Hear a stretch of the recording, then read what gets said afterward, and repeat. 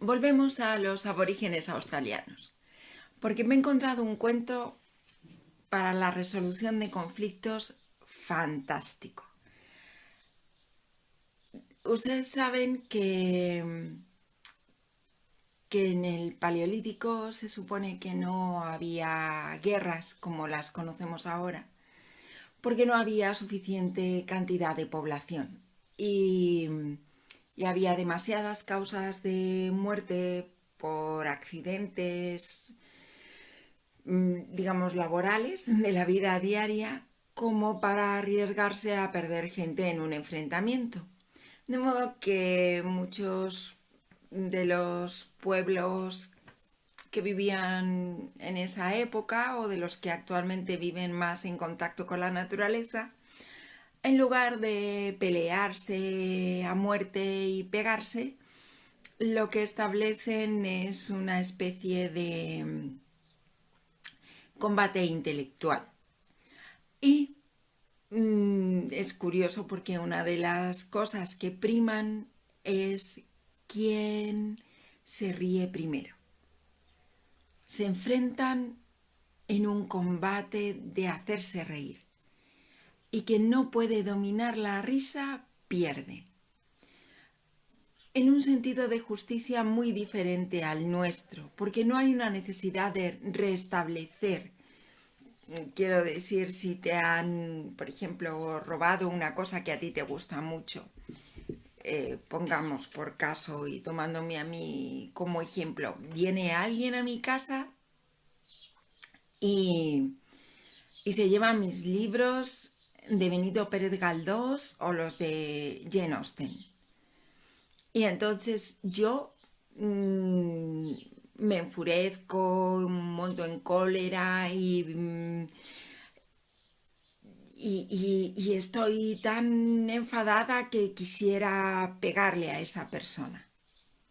Pues la sociedad en su conjunto lo que haría sería decir, vamos a ver, calma, aquí hay dos personas que tienen un conflicto, claro, porque la otra persona también cuenta. Si ha venido a mi casa a robar esos libros, quizá es porque también son sus autores y autoras favoritos y no puede tenerlos, o porque ha pensado que yo le he hecho algún mal y ha dicho voy a fastidiarla de esta manera. Y entonces ese tribunal social que no ha estudiado leyes en ninguna parte, sino que lo que quiere es que la vida siga siendo agradable y fluida dentro de la comunidad, nos enfrenta y nos diría,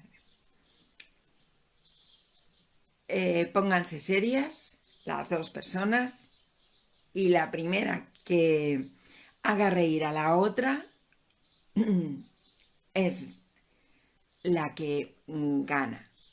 Eso no significa que me vayan a devolver los libros, pero significa que la risa habrá borrado el mal rollo que había y la vida continuará agradablemente. Esta manera de justicia corresponde a una sociedad pequeña donde la armonía es muy importante porque todas las personas se necesitan las unas a las otras y saben que en un momento dado sus vidas van a depender de quien tienen al lado.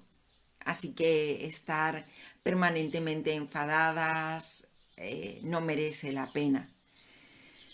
Después, con el tiempo, con el neolítico, con la propiedad privada, con las jerarquías, pues llegó otra manera de entender la justicia. Y llegaron los expertos, los tribunales y ese tipo de cosas. Pero esta justicia de la risa, que podríamos llamar así, también a veces genera un estado de equilibrio y de evolución. A veces, no necesariamente. Pero este cuento de los aborígenes australianos trata un poco de eso. Me encanta porque es un cuento de animales, es un cuento un poco de retaila, aunque no es de retaila como los nuestros actuales, pero, pero hay una sucesión de hechos. Y lo cuentan en Nueva Gales del Sur, que es una zona donde hay importantes periodos de sequía, pero también hay importantes periodos de lluvia y los cauces de los ríos cambian. Cuando el cauce del río cambia, a veces deja una laguna aislada que queda ahí durante un tiempo, no permanentemente, y que puede suceder que se vuelva a llenar el año siguiente en época de lluvia. Y eso se llama Billabong. No puedo decirles la etimología de la palabra porque está en discusión. Hay quien piensa que es un nombre que ya le daban los aborígenes australianos a este suceso, a este hecho físico, y hay quien piensa que en realidad viene de los pobladores europeos que llegaban desde Escocia y que la palabra tiene su raíz en el escocés. Como yo no soy lingüista, pues si los sabios y las sabias todavía están ahí dándole vueltas, no me voy a complicar la vida ni voy a tomar partido por una u por otra opción. Vamos a dejarlo en que a este suceso, ese agua que venía con la corriente, pero por el cambio del curso del río ha quedado apartada y estancada y ha formado una laguna, pues se la llama Billabong. Y la importancia de estas lagunas es mucha, tanta que hay artistas y poetas australianos reconocidos internacionalmente que han dedicado tanto sus creaciones plásticas como sus poemas a esta parte del río no río. Y de eso va el cuento. Después, si quieren, les dejo más abajo en los comentarios una canción que se la considera el himno no oficial de Australia, pero que es una balada muy conocida, creada por un poeta a primeros de siglo. Bien, pues el cuento de hoy es el de Tidalik la rana. Y dice que Tidalik era la rana más grande de todo el mundo. No había ninguna rana más grande que ella. Y una mañana, Tidalik, al despertarse, tenía muchísima sed. Bueno, es que estaba sedienta y se fue al Billabong a beber. Y bebió, y bebió, y bebió, hasta que no dejó ni una gota. Estaba la laguna absolutamente seca. Y el resto de animales, cuando llegaron a beber, se encontraron la laguna seca y una rana que no se podía mover porque tenía una barriga muy gorda. Y se dijeron, pero ¿cómo puede ser tan egoísta? Si ha bebido toda el agua, no nos ha dejado nada. Hay que conseguir que eche el agua de nuevo, que la suelte de su barriga, para que haya agua para todo el mundo. Pero la rana no estaba muy convencida de hacer algo así. De modo que el resto de animales se reunió, se pusieron a hablar y qué podemos hacer para que la rana suelte el agua y decidieron hacerla reír. Se dijeron, con las carcajadas se le moverá el vientre y de la risa expulsará el agua. ¡Qué buena idea! Todo el mundo estuvo de acuerdo en que era una idea magnífica. Y por turnos establecieron que no iban a cejar hasta que la rana se riera. El primero que se acercó para hacer reír a la rana Tidalik fue el Equidna. Claro, ustedes me dirán, ¿y ese quién es? Bueno, pues yo lo he buscado. Y el Equidna es un pequeño mamífero que tiene todo el aspecto de un puercoespín, solo que pone huevos. El ornitorrinco y él son los dos únicos mamíferos que ponen huevos que conozcamos. Pues bien, el Equidna se hizo una bola de pinchos, y empezó a rodar alrededor de la rana. Dicen que el canguro y el emú al verlo se partían de risa porque les parecía muy bobo, porque claro, intentaba rodar, pero los pinchos se enredaban en el suelo con la hierba y se lo impedían y se atascaba y tenía que hacer un esfuerzo y sacaba las patitas y las volvía a guardar y estaba realmente pues muy gracioso. Pero la rana no se rió. Así que el Equidna, cansado de intentarlo, dio paso al siguiente animal que se había apuntado pensando que era lo bastante gracioso para hacer reír a la rana. Y entonces vino el Wombat. Del Wombat ya hemos hablado otras veces, ya saben ustedes que es como un osito de peluche muy tierno, que sale de noche porque tiene los ojitos muy sensibles y entonces, bueno, pues allí estaba aquella ternura de peluche viviente haciendo monerías delante de la rana.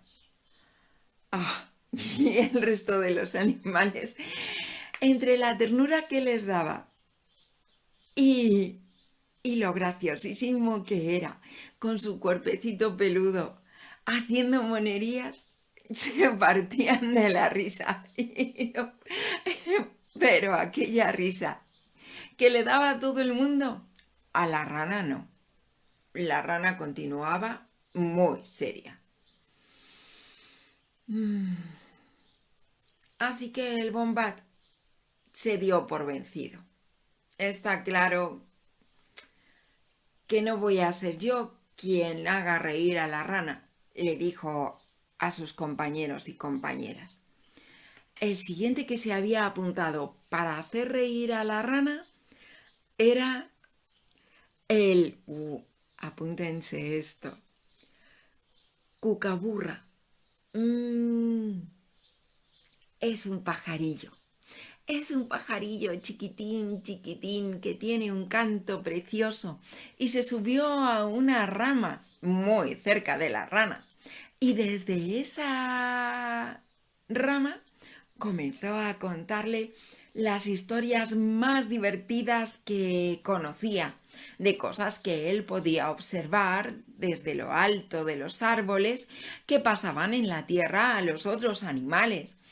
Cuando iban a recolectar y cogían muchas cosas, pero querían coger tantas que se les caían y entonces se reían y el pajarillo empezó a reírse desde la rama y el resto de animales también se reía, pero la rana no. La rana seguía seria, sentada, observando a todo el mundo, con su gran barriga llena de agua. Vale, el pajarillo también se dio por vencido. Le tocaba el turno a la serpiente, que era la siguiente que se había apuntado. Y la serpiente comenzó a hacer todas las cosas que sabía y de las que era capaz, porque es un animal extremadamente flexible. Así que se puso a dar vueltas sobre sí misma, sobre sí misma, sobre sí misma, hasta que se levantó, se levantó, se levantó y se quedó girando casi, casi solo sobre la puntita de su largo cuerpo. Todos los demás estaban asombrados y decían: ¡Ah! ¡Qué alucinante lo que es capaz de hacer la serpiente! Y del placer de verla se reían. Pero la rana no. Entonces la serpiente comenzó a hacer unos giros sobre el suelo, trazando formas increíbles, y su cabeza se metía por debajo de su vientre y volvía a salir hasta que de repente la serpiente, sin querer, quedó atada a sí misma en un nudo que no podía deshacer. El resto de los animales se quedaron muy serios, porque aquello debía de ser extremadamente doloroso y iba a ser muy complicado desatar aquel nudo. Pero cuando todo el mundo estaba pensando en eso, se vio sonreír a la rana. La rana, viendo a la serpiente anudada a sí misma, esbozó una sonrisa. Y después, sin poderlo evitar, una risa más grande. Y después de esa risa,